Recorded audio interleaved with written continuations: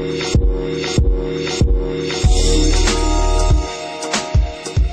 what's going on, guys? It is Greg from Kinobody.com, and we have an awesome podcast / video for you today. So we're going to talk about how to really craft amazing meals that support your physique goals, because if you can enjoy your diet, you can eat meals that fill you up, satisfy you, that are simple and all that, and are just easy to implement, then getting lean or achieving your physique goals, getting lean or building muscle is going to be a walk in the park. So Radu and I are going to kill this today.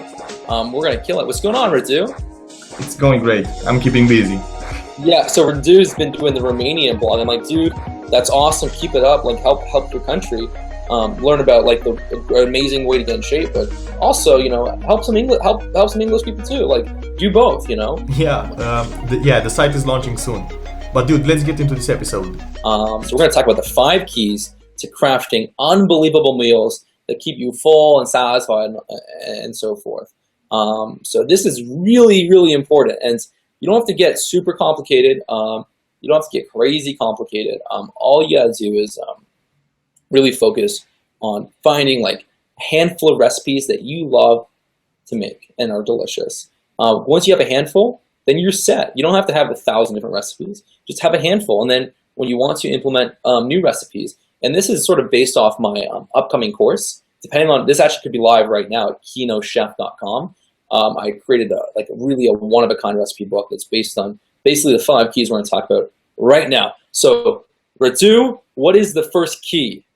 So the first key of the Kino Chef is the importance of balance. And by balance, we mean your meals should have should contain protein, carbs, and fats, not just 2 of them.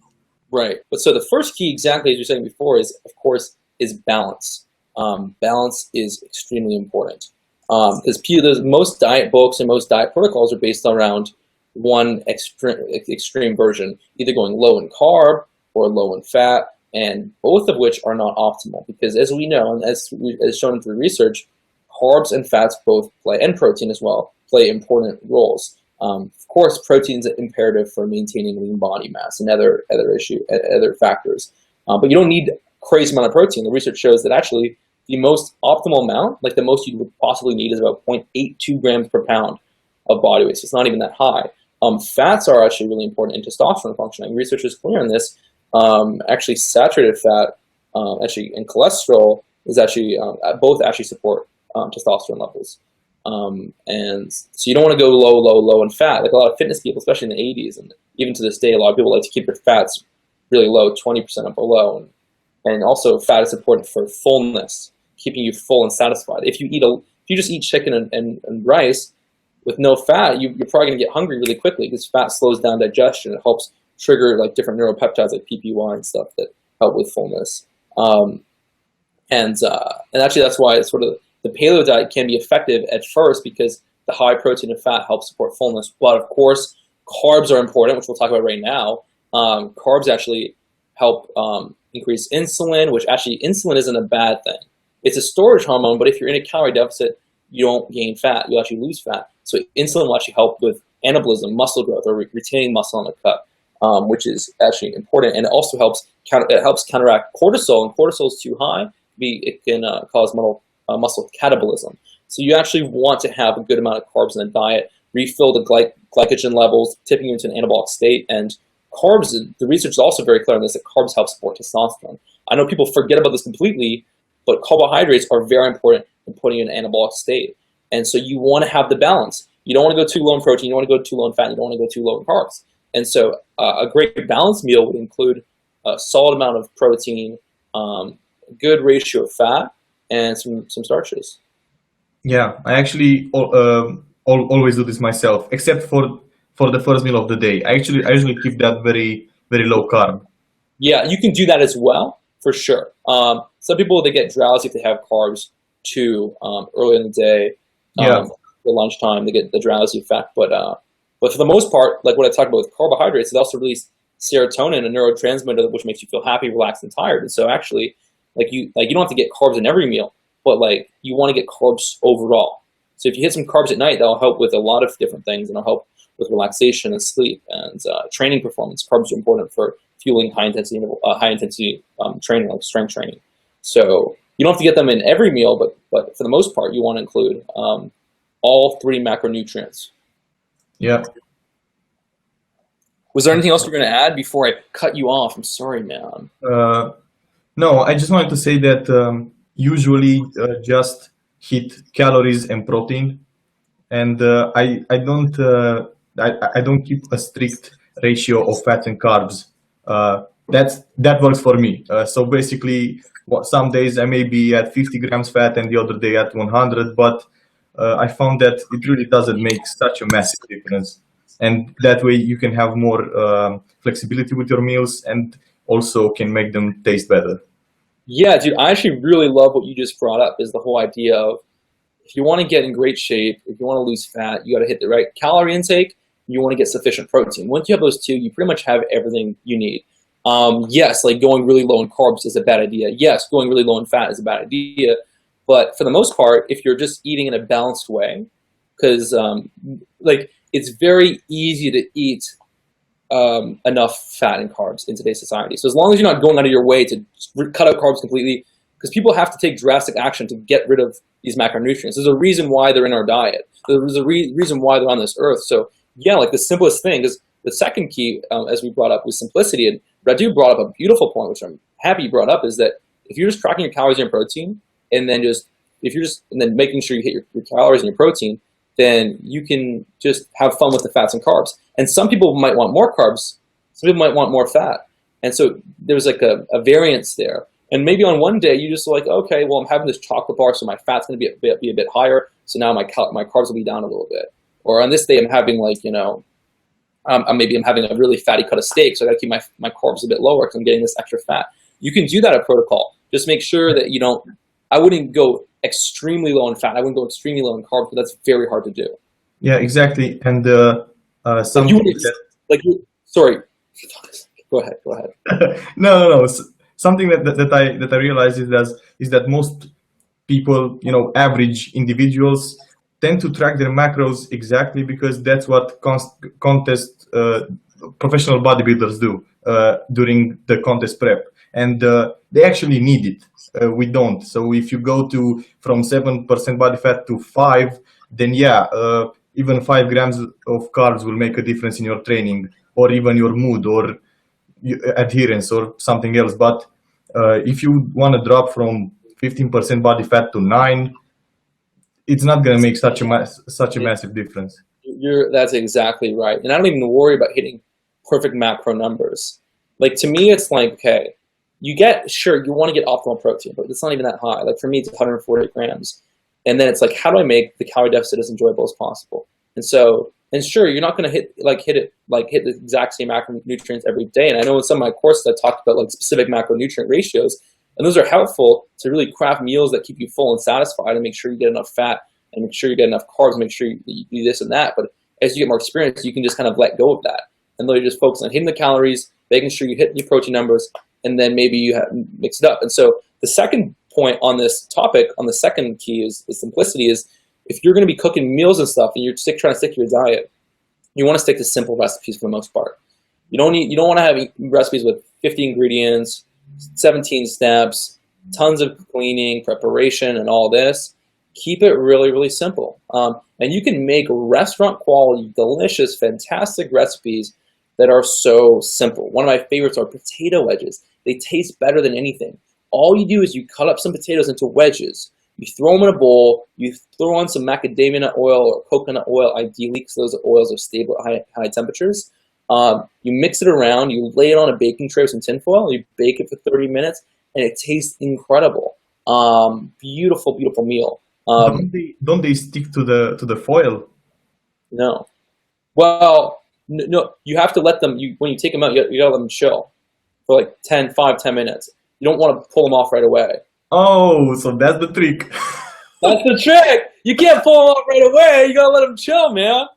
You're too eager. Man, I usually avoided baking them on a foil because every time they stuck to it. Just do the tray, man. It's so much easier. So you can just put it in for 30 minutes, take it out, and then wait 10 minutes, and then it will peel off without getting stuck.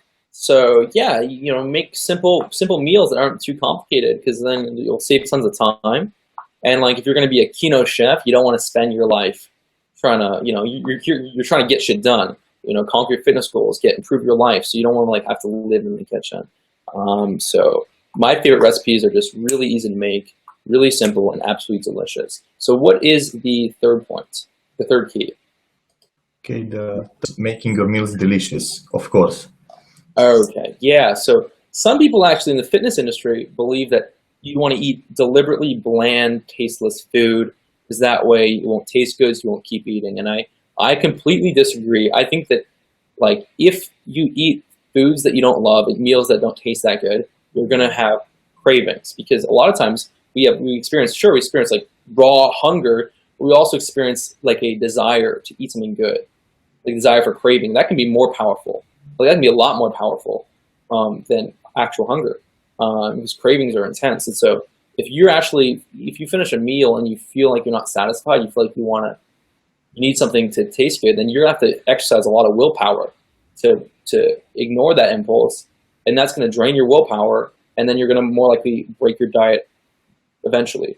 So you actually want to learn how to actually truly and absolutely enjoy your diet so well, taste good, you're satisfied. That will make everything a lot easier. And so potato wedges actually are very satisfying, very satisfying, and delicious, delicious foods of that nature. I completely agree that you should make your meals delicious, but there is something to say about making your meals boring. I use the strategy as well. For example, when I'm cutting, and let's say that something happened and I had a bigger lunch, and I only have about 500 calories for dinner. Something that I do, and it works well for me, is to make that 500 calorie dinner very boring, some bland food, because that way I'll get tired of it very fast. So 500 calories will feel like a lot more food than usual. Interesting. I see. My experience is different. I find that like if I'm just eating bland meals, I'm gonna get cravings, and then I'm gonna act on those cravings. So I need to stay satisfied. And like if you don't like enjoy your food, then that's like the prisoner way of doing it. But at the same time, if you had like an amazing lunch that was truly delicious, and having a boring dinner, that will work really well too. But if you were to like just have boring foods, bland foods, you can do that. That strategy can work, but I think you're making it a lot harder than it needs to be, because there's no reason why you can't enjoy your food on a diet, especially if you're doing intermittent fasting and eating foods that are filling. You brought a great point, because that's true. Sometimes you make your meals delicious, and sometimes you make them boring, depending on how you want to manipulate your calorie intake, and also how your mood is. Because if you're in for the last few days, if you had delicious meals, then you can handle a few boring ones without feeling deprived. But if you eat bland food long term, it's gonna suck. Mm-hmm. Yeah, I mean, it's like for sure. No, totally.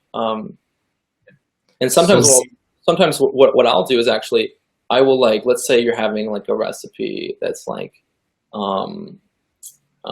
it could be anything really. Maybe it's chicken and potato. Maybe it's steak and potatoes. Some people like to eat like it together. Like, oh, I'll have a bite of steak. I'll have some potato wedges or fries, whatever.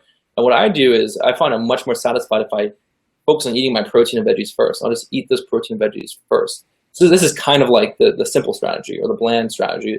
I'll just eat the protein and veggies first, and then I will chill out. Maybe it's dinner time. It's at night, and I will hang out, and then I'll try and wait a bit before I have my potato wedges or whatever, because that way, instead of finishing, let's say I start having dinner at 6, start eating at 6, instead of finishing at 6:30, I could finish at 8. I could spend like 20, 30 minutes enjoying my steak or veggies, maybe even 10 minutes, and then I could wait like an extra hour and a half and chill, do some work, shower, this and that, and then enjoy my potato wedges later. So then I finish eating, instead of finishing eating at 6:30, I finish eating at like 8:30. So now it's like, it makes it so much easier.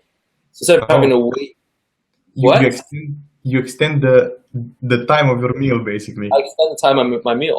And I'll do the same thing at a restaurant, but to a different extent. Like, let's say I'm ordering steak and fries, just like my go-to meal at restaurants, because let's be honest, I'm going to pay $50.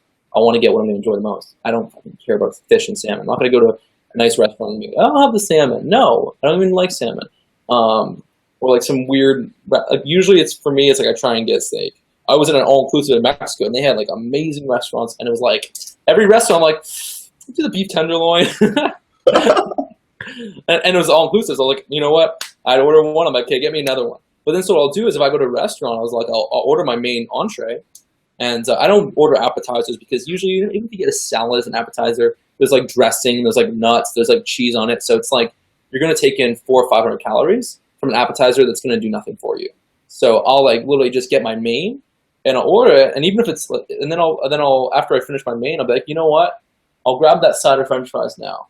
So then instead of having to eat like cold ass French fries, instead of just devouring this meal in 10 minutes, I can extend it longer. And so when people are like, "Oh, I'll get dessert," I'm like, "No, I'm good. I just had my fries." So it's really it sounds so simple. It sounds so simple, but it makes a world of a difference. Like I would have paid $500 for that tip right there because it makes everything so much easier. Thank you for telling it to us for free. Oh, well, no, I'm invoicing you later, Radu. Yeah, and everyone that is listening to this video, you'll be getting an invoice. No, I'm just kidding. Okay, let's move on to the so that's kind of like a bland strategy in that like some people like to eat like, oh, a bite of chicken, oh, a bite of potatoes, or oh, a bite of steak, oh, a bite of rice, or this and that. It's like I like to kind of create that separateness, you know. Yeah, it's interesting. Yeah. Okay, what's the next point then? It's making your food filling, and I think this is very important because sometimes I will choose a filling meal over a delicious meal. Yeah. Because, I just enjoy it more. You want yeah, especially if you're trying to like you don't have many calories to work with. Like already, let's say you're on a cut, get down to 7% body fat, and you're taking in 1,900 calories a day, or 2,000, or even 2,100. It's like you want to be as full as possible on those lower calories, and so people focus on too much on like, oh, this is a clean food, this is a bad food, this is high in the glycemic index, this is not. That's all bullshit. That all doesn't matter from fat loss. And even you can enjoy like crappy foods if you want and be healthy if you do it in moderation. And so what we recommend is really basing your diet off foods that keep you full and kind of trying to stay away from foods that make you hungry or invite overeating. So the foods that I find, and you can share as well, Radu, is the foods that I find keep me full, of course, are, I like to eat like mostly lean meats. Because if you have like, when I eat my meat for dinner, I'll have a pound, I'll have 450 grams. That's a lot. So if I was to have like something really fatty, like, I don't know, like T-bone steak or some ribs or, something fatty like that, that would be like 1,200 calories or 1,100 calories because it's all the fat content. So I'm much more full when I eat like a leaner meat, like a pound of like even a sirloin steak is a lot leaner, or like extra lean ground beef or chicken breast. Something that has where you eat a pound of it and it's a lot more filling for the same number of calories. So those for sure. Vegetables, I love vegetables, but I actually find them like, I'll do a trick is I'll cook them with 1 teaspoon of oil. It's only 40 calories, but it makes it a lot more satisfying and filling for me. And I love potatoes. Actually, are considered one of the most filling foods. So potatoes are amazing. Apples, and I find apples crispy and really filling. If I'm hungry and it's before a meal, I eat an apple and I'm good to go. But those are some of the foods that I typically base my diet around. How about you, Radu? Yeah, so basically I do mainly the same foods as you. I eat lean meats like chicken, pork tenderloin is actually something I enjoy. Well, pork is really lean. Pork tenderloin is pretty lean too. Yeah, that's why I like it, and it's better tasting, in my opinion, than chicken, and I enjoy it more. Yeah, as carbs, I usually have potatoes too. I actually eat a large amount of bread. People usually don't recommend it, but I enjoy it. And yeah, for fats, I usually get those from the protein sources. Mm-hmm. Okay, let's move on to the next point, which is health. Of course, health is important, and we were talking about this, that you should basically base your diet on nutritious foods. And also something that I found is that filling foods are usually the most nutritious as well. Yeah, yeah, big time. Vegetables are very filling, and the Yep. nutritional value in just a couple hundred calories of veggies is profound. Actually, like lean cuts of red meat and stuff.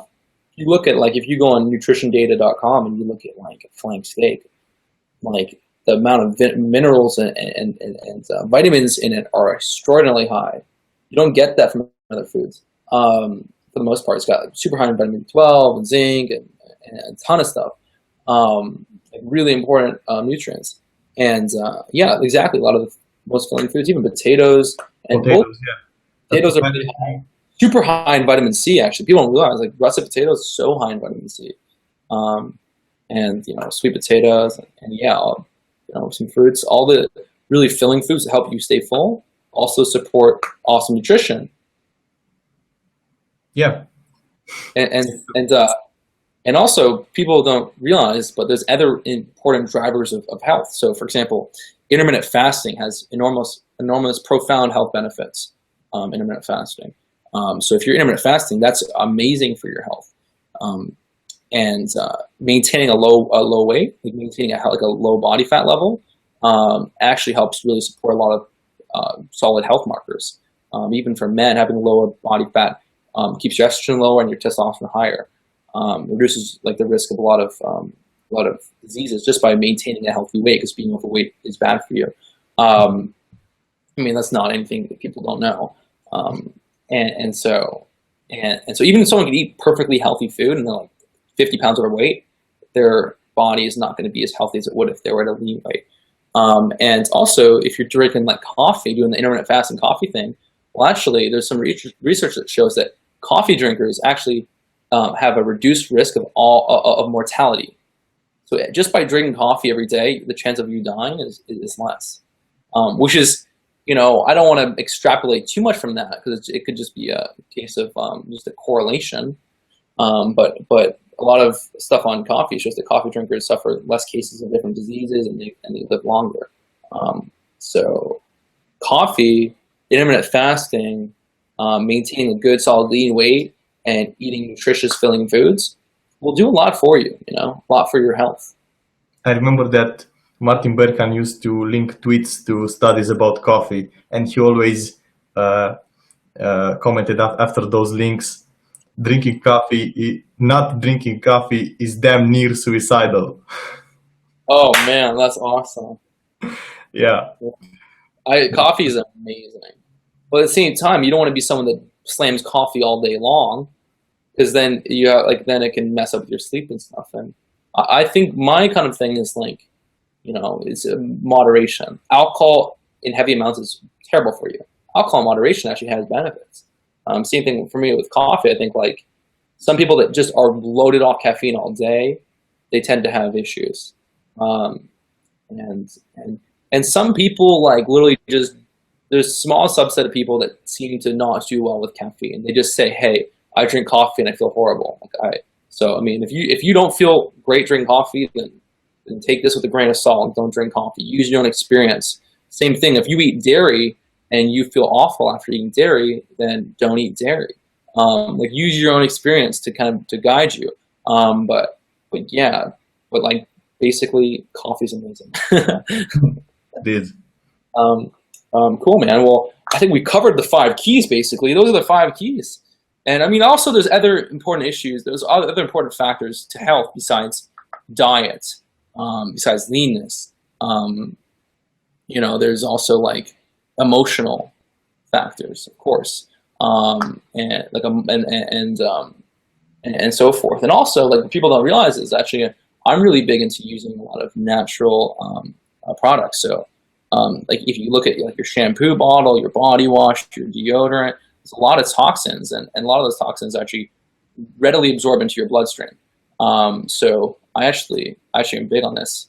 And also even like cologne, perfumes, a lot of stuff in that stuff that is damaging to your health. So actually, Chris Kresser wrote some really good stuff on that. But also, I'm kind of biased as well, because I actually legitimately get asthma from strong fragrances and chemicals like that. But yeah, a lot of people they're like, oh, I'm so healthy and this and that, and they go fucking douse themselves in perfume and cologne. Like, dude, you're breathing that toxic shit. That's not good. Yeah. Also, Yeah. thoughts are a big component of it, because some people could make themselves sick even by thinking they're sick.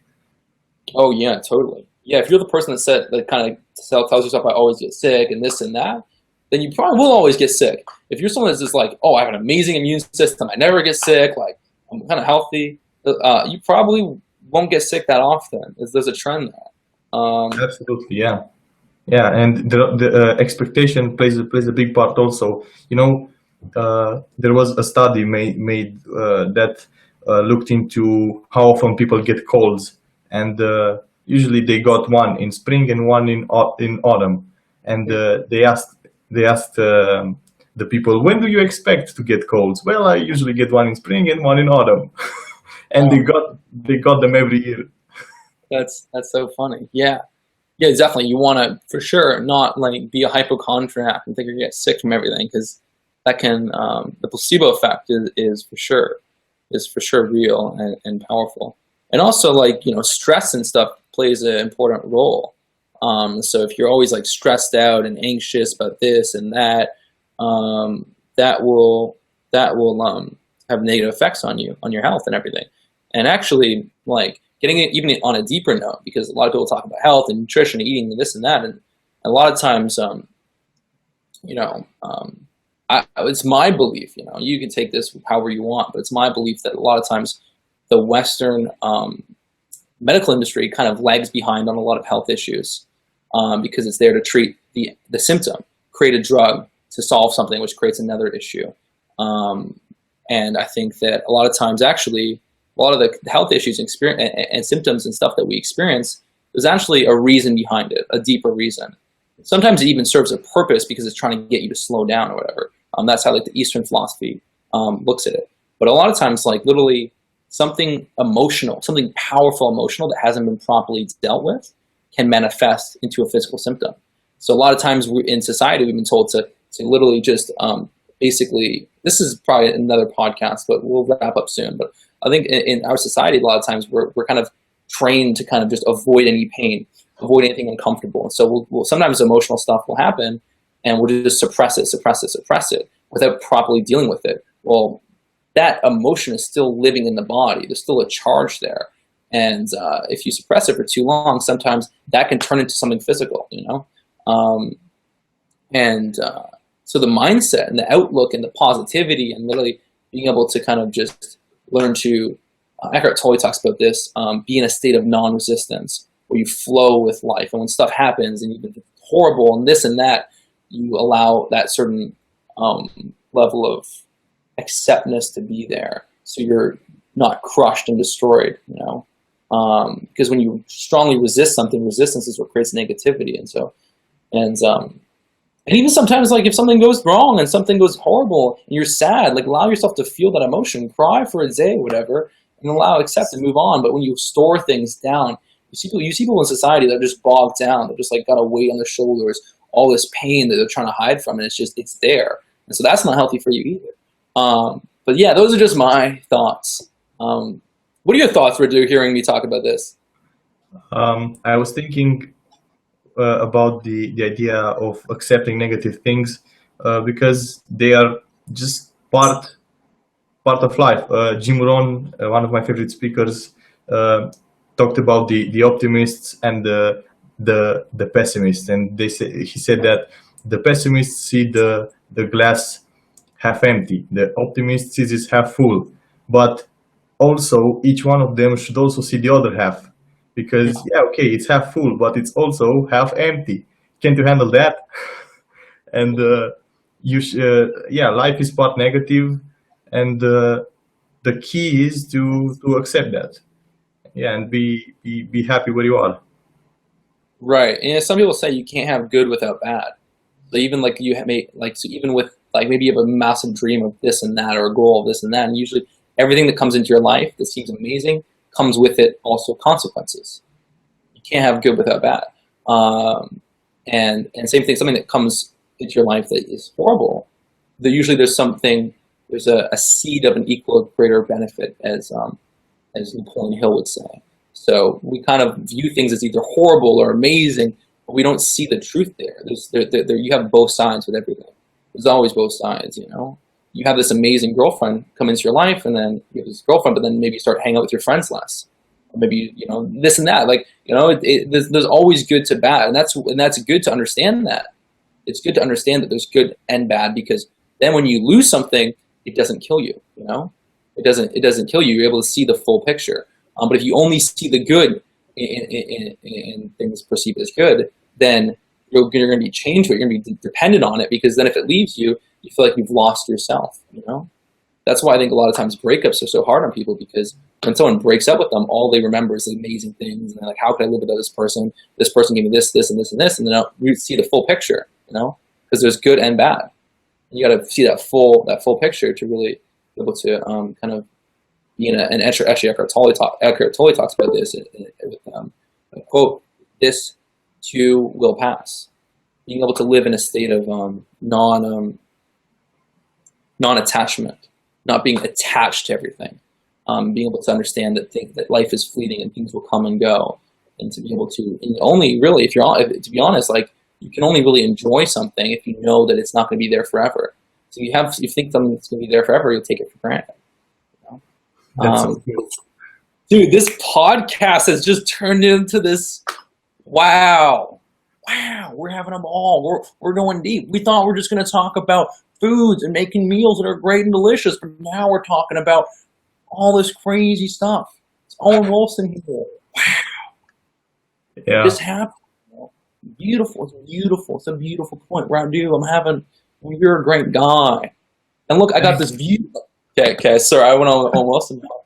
But man, dude, this has been amazing. If you're still listening, I think by the time this podcast comes out, you should actually be able to get my my cookbook, because earlier we were talking about the cooking and stuff, and having amazing recipes is great. So if you go to Kino Chef, Kino Chef, CHEF.com, that will be where my cookbook will be up.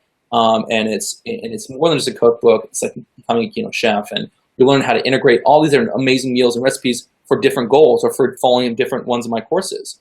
How to set it up for basically aggressive fat loss or muscle gain or so forth, and which is important, knowing how to implement it into a solid strategy. And it works on all those 5 keys, making meals that are simple, delicious, filling, balanced. As a customer, Greg, I have one question. Sure. Will it answer the question, what do I have to eat? Oh man, that's it. Yeah, because you get that question asked all the time. What do I have to eat? Yeah, I don't get it anymore, man. I don't get it anymore. Rarely. So people that follow me seem to have become a lot more educated.